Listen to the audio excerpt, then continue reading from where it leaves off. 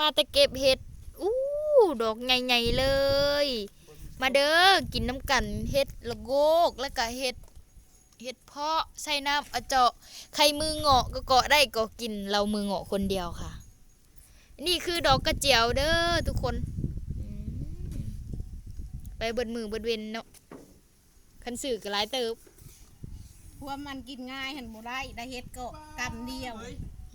น้ำมันเขาเผื่อคนใดได้คือวันน้ำมันเบิดเตือนแค่ถึงแน่นะฮ่า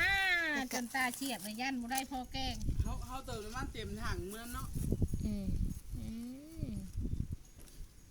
อันนี้คือใบสมโบงเด้อมันยังเครื่องถังอยู่ใบสมโบงค่ะทุกคนเด็กผียุกตาพี่เน่ได้เครื่องนึงพุ่นเนาะแม่เครื่องกระตา